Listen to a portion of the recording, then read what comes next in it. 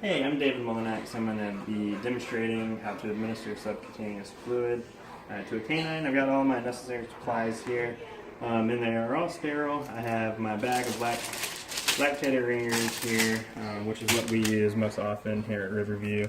I have an appropriate size needle. I am using a Shih Tzu today, so I'm using a 22 gauge needle.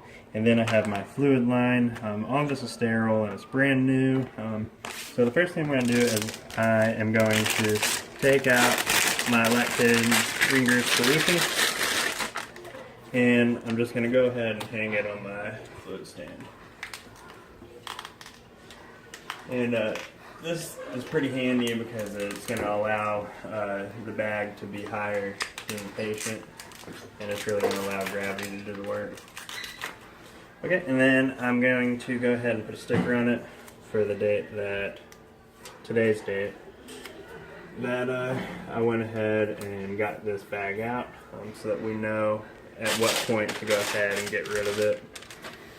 Okay, and then I'm going to go ahead and open up my fluid line here. Okay. And it is a brand new fluid line.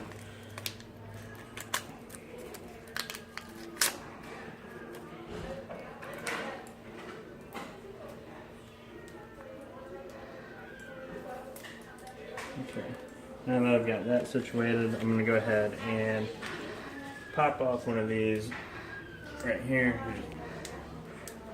Pop it off like that, set that to the side, and then I can go ahead and, without touching this, put it in here like so.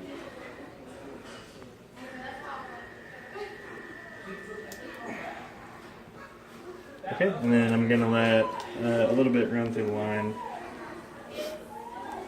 Okay.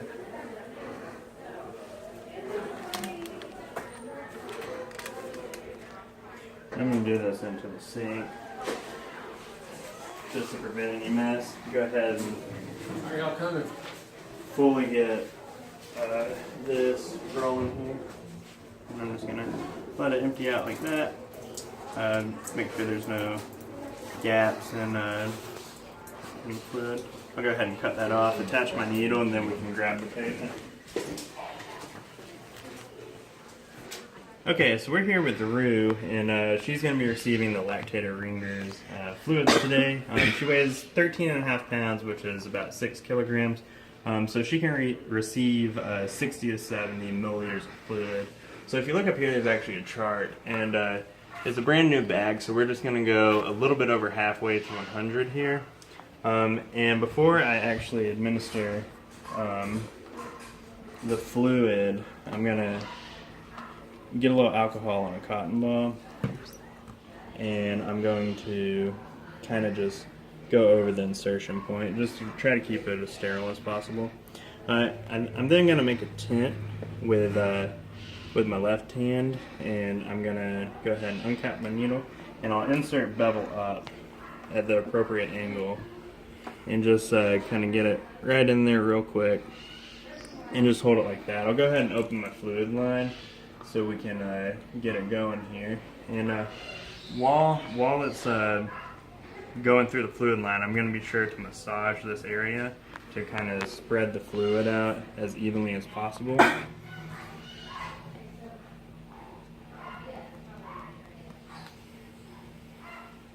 And for 60 milliliters at this fluid rate, it shouldn't take super long. We're getting kind of close already.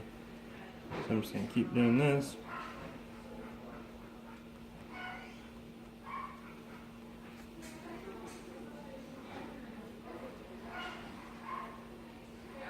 Okay.